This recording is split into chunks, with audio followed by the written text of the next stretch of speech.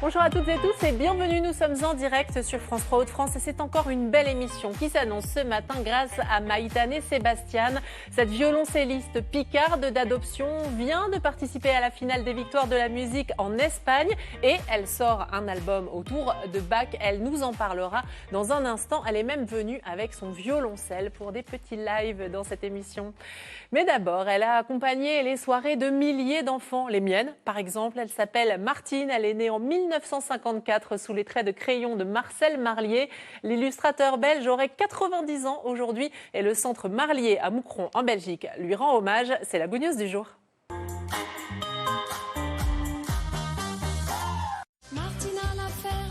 Revenir sur les traces de Martine, c'est forcément passer par la ferme de la Havrie à Dautigny.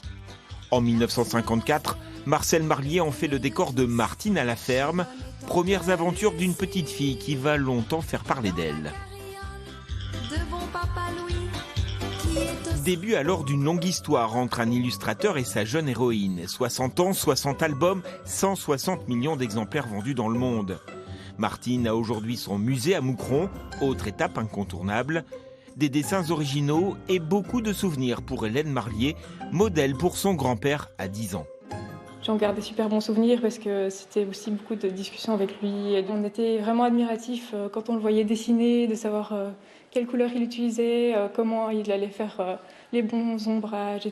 Marcel Marlier, artiste infatigable, peintre avant de devenir illustrateur.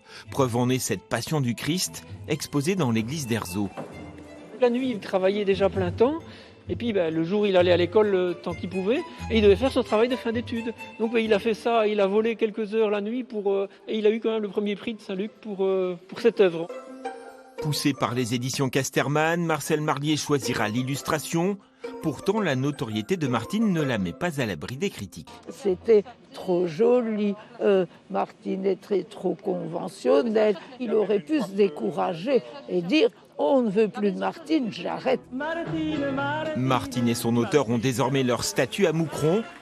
10 ans après la mort de Marcel Marlier, ses albums restent 6e licence mondiale en littérature jeunesse. On vous présente ce matin une entreprise d'ameublement qui a choisi de produire autrement. Elle est installée dans la métropole lilloise et ses créations sont fabriquées en petite série par des personnes en situation de réinsertion et c'est 100% local, c'est le triple like. Bonjour à tous et à toutes, nous sommes à La Madeleine ce matin pour vous faire découvrir une entreprise atypique. Derrière cette porte, on fabrique des meubles et objets originaux, des créations réalisées dans une démarche solidaire. Je vous emmène dans l'univers de Solifactory.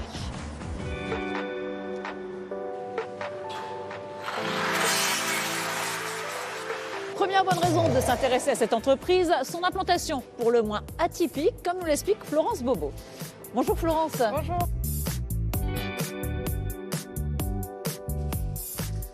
Alors expliquez-nous, on se trouve ici, au cœur d'une entreprise particulière.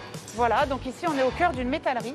Et effectivement, quand on vient chez Solifactory, on vient tout autant parler de son projet que de découvrir le métier dans les ateliers, puisque nos bureaux sont vraiment au cœur des ateliers de fabrication. Ce qui permet justement d'avoir des créations du sur-mesure. Tout à fait, c'est-à-dire que en fonction, souvent, on peut arriver dans l'atelier, faire découvrir les matériaux avec lesquels on travaille, et tout ça fait cheminer les clients dans leur projet.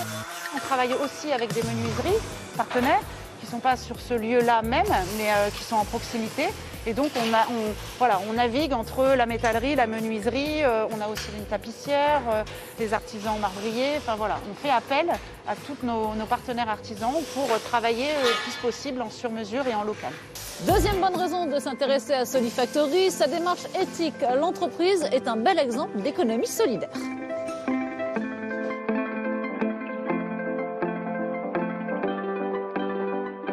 La métallerie, c'est un métier qui est très adapté au monde de l'insertion. Alors, malheureusement, il n'y en a pas assez en France, mais je pense qu'il y a un vrai créneau. Alors, c'est un métier adapté pour deux raisons principales. La première, c'est que c'est un métier en tension. On manque beaucoup de soudeurs en France et on n'en forme pas assez. Donc, tous les gens qui sont ici devraient pouvoir, sans trop de problèmes, retrouver un travail. La deuxième bonne raison, c'est que c'est un métier qui est manuel et qui peut se faire avec des gens qui ne parlent pas forcément français ou qui ont eu des gros problèmes dans la vie, qui ont besoin de repartir d'assez bas. c'est un métier où on arrive à trouver du travail, quel que soit le niveau, on arrive à trouver du travail à chacun. Et les parcours, généralement, de ces personnes, c'est... Alors aujourd'hui, on a 13 personnes en insertion, on a deux grands types de personnes. On a soit des étrangers qui viennent prendre une première expérience en France, qui ont souvent des problèmes de langage et puis de logement et d'autres. Et puis on a pas mal de gens qui sont nés en France et qui ont eu des accidents de la vie, alcoolisme, dépression, éventuellement un peu de prison et qui ont besoin d'une deuxième chance, qui ont besoin d'être relancés dans la vie. Et justement, le fait de travailler sur la création comme ça, c'est aussi valorisant pour eux? Ah, c'est très valorisant parce qu'on fait des pièces qui sont jolies, on fait des pièces pour des particuliers qui sont exigeants. Ils savent ce qu'ils font et ils peuvent en être fiers. Ouais. Un lieu ouvert, en mouvement, où se croisent différents partenaires pour des créations variées. La richesse du collectif, c'est notre troisième bonne raison. Dès le début de l'aventure, en effet, on a pu rassembler autour de nous des artisans créateurs intéressés.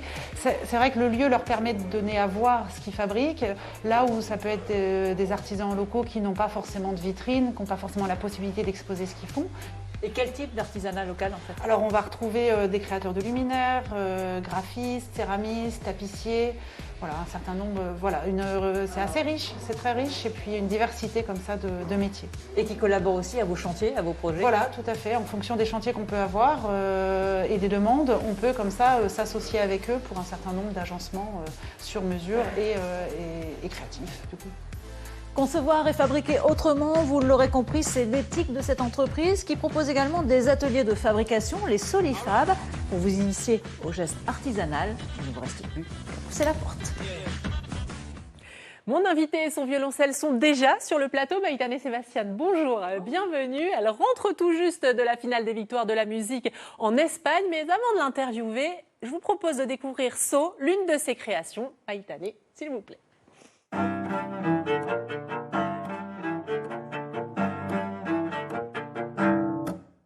When I saw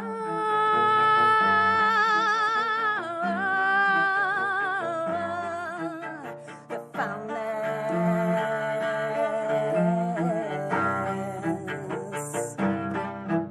when I saw what you left to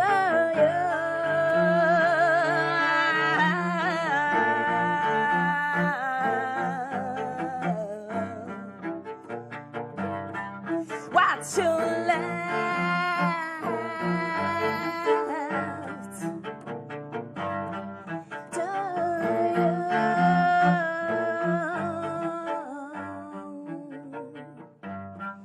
what you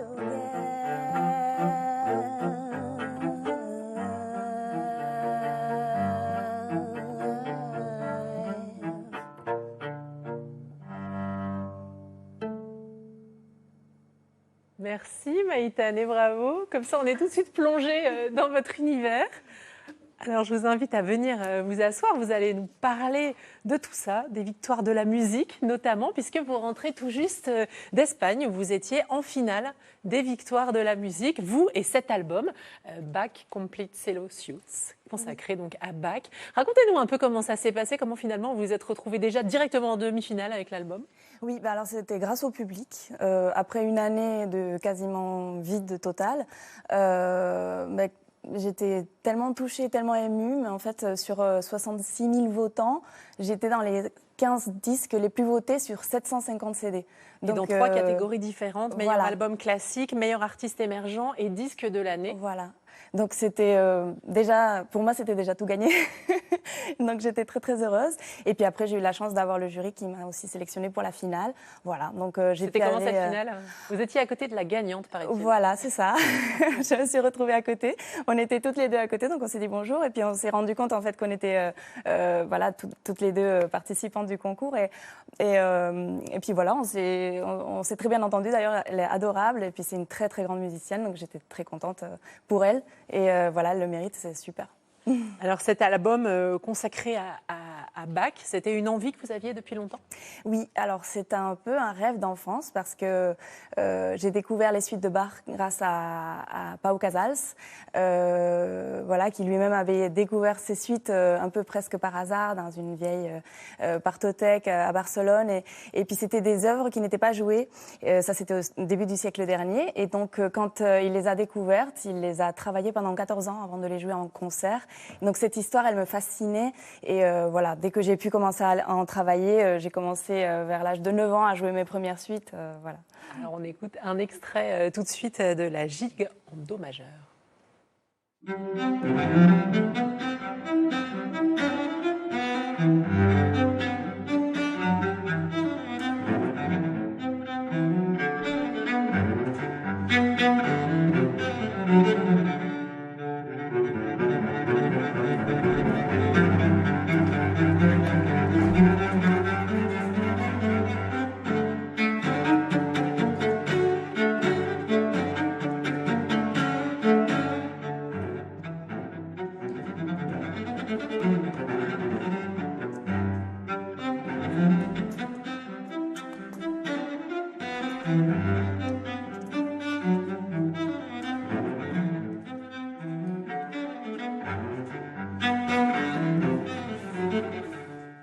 Maïtane, vous êtes née en Espagne, vous enseignez aujourd'hui au conservatoire d'Abbeville, au conservatoire de la Baie de Somme, dont vous dirigez également l'orchestre symphonique. Vous avez commencé à enseigner à l'âge de 19 ans. Qu'est-ce qui vous a finalement amené dans la région? C'était un peu le poste de vos rêves?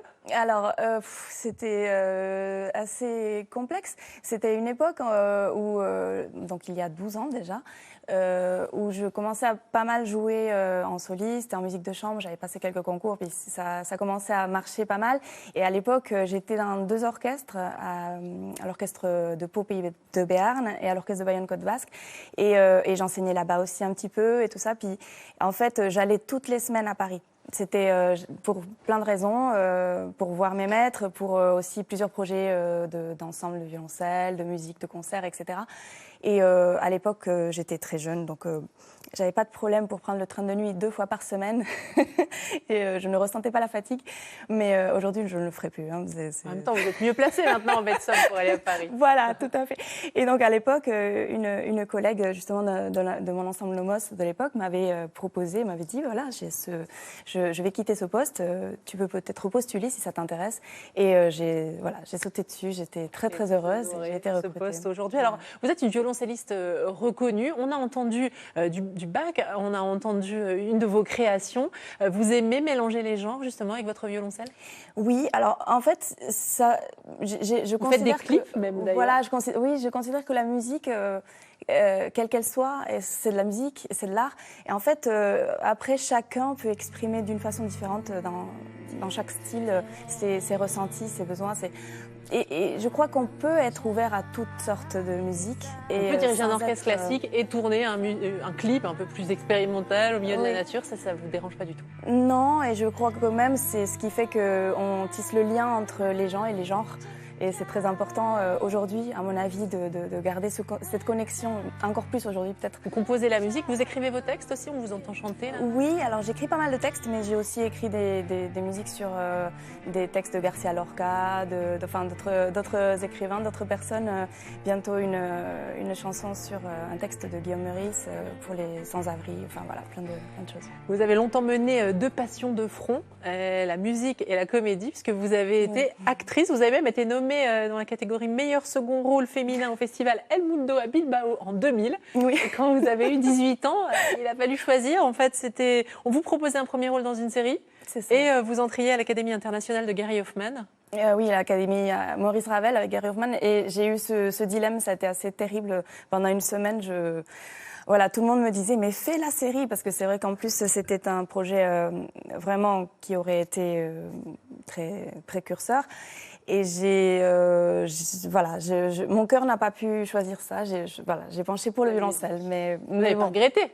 Non, je regrette pas parce que tout ce qui se passe aujourd'hui. Vous pourriez encore aujourd'hui faire de la comédie, qui sait? Parce que d'ailleurs, vous êtes dans le film Bois contre Bois avec le quatuor que vous avez créé, le quatuor Sésame, et finalement, vous y jouez un peu la comédie tout en on a bouclé la boucle. Oui.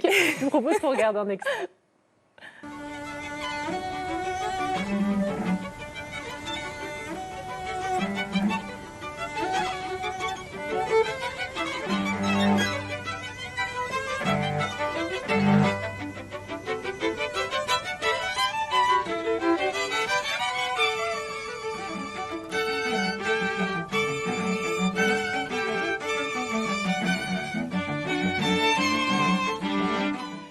d'enregistrer quelque chose pour Guillaume Meurice et les sans-abri. Vous êtes très concerné par cette question et par les questions environnementales. Finalement, même vous avez été, c'est naturel chez vous. Vous êtes végane. Vous avez eu votre première carte Greenpeace à l'âge de 6 ans. Ça, c'est pas commun.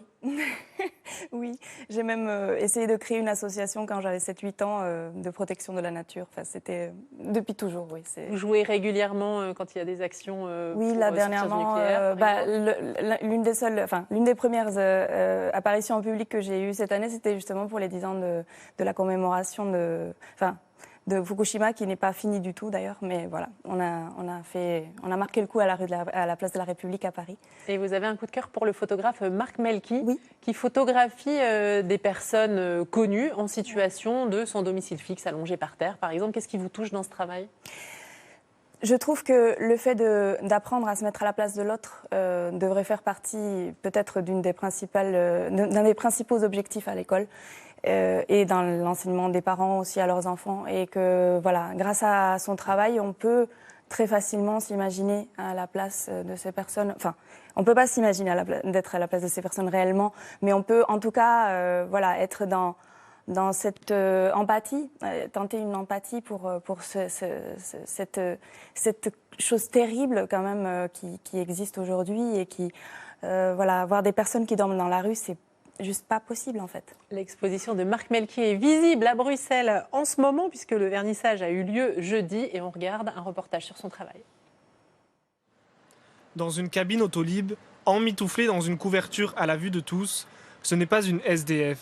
Il s'agit d'une séance photo avec une comédienne.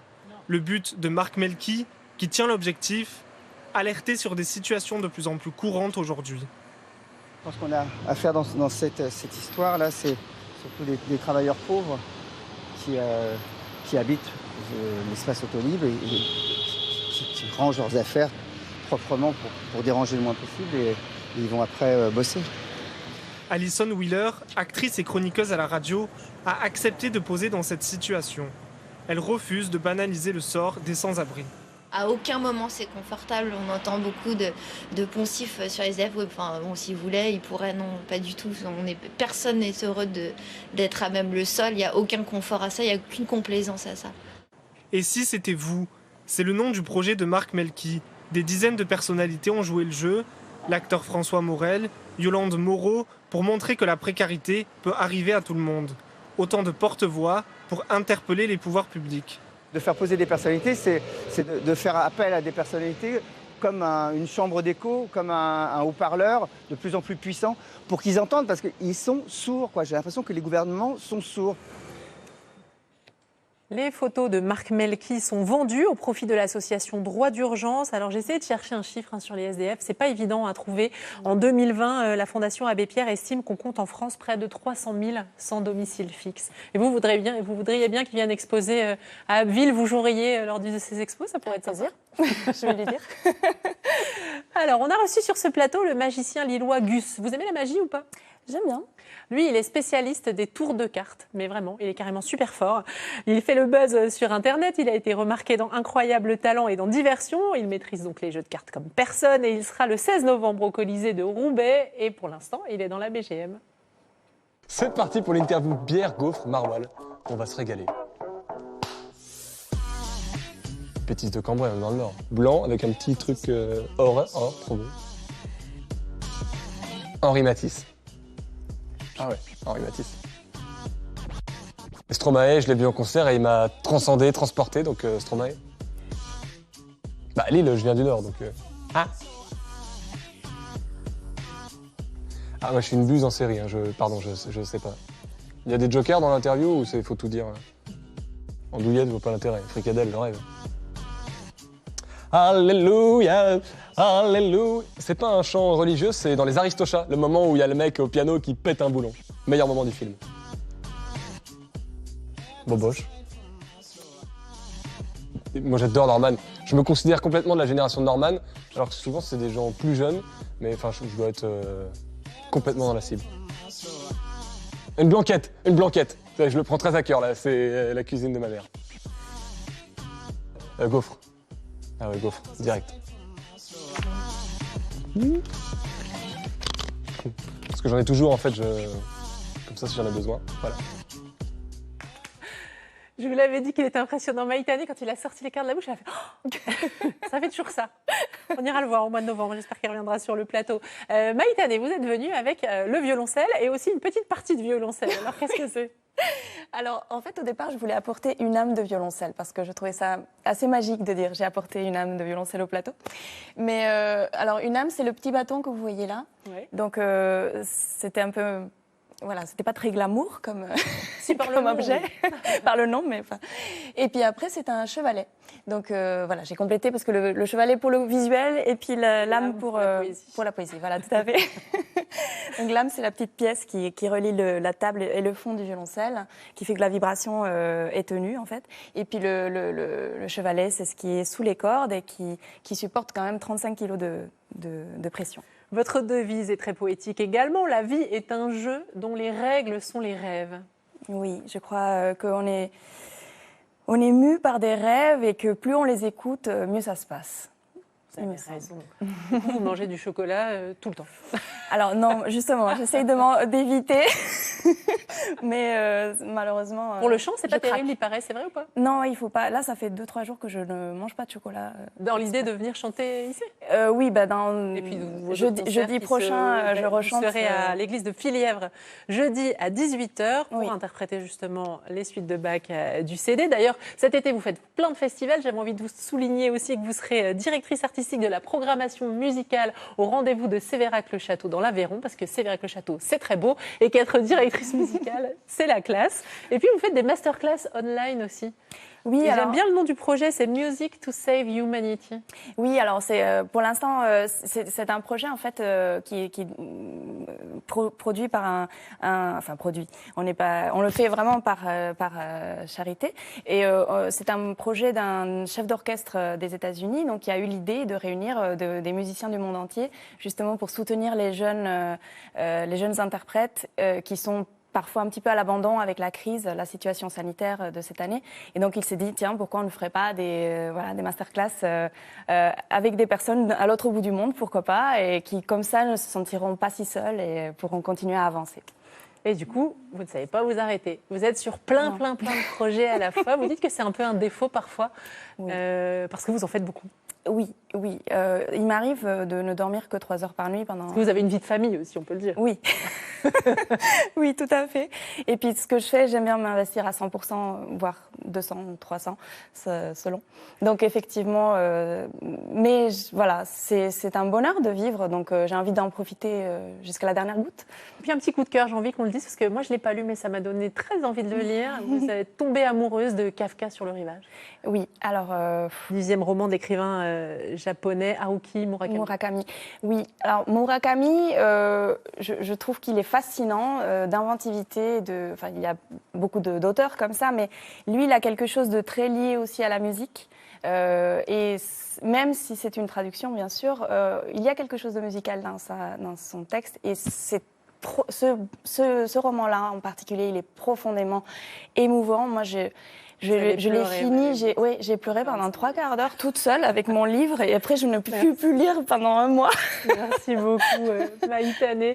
Dans cette émission, on partage avec vous de belles photos de la région. Aujourd'hui, les photos de Sandrine Sirvincé. Pendant qu'on les découvre, je vous invite à vous lever Maïtane parce qu'on va vous demander de jouer encore un petit peu, de rejoindre votre violoncelle.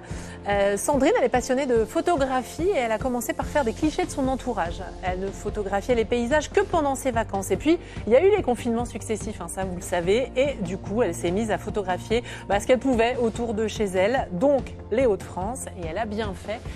Merci beaucoup Sandrine pour ces photos.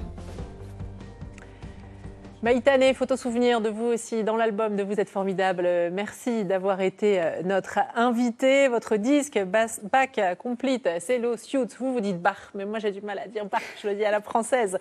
Demain, on mettra à l'honneur un autre style de musique. C'est Taizi qui sera mon invité, un rappeur amiénois qui fait littéralement le buzz sur Internet, des centaines de milliers de vues. Il a seulement 21 ans, mais déjà tout d'un grand. Une écriture mais vraiment à tomber. Pourtant, je ne suis pas une adepte du rap, mais vous verrez, il est incroyable. Et celle qui est incroyable aujourd'hui, c'est Maïtane qui vous interprète un morceau de Complete Cello Suite.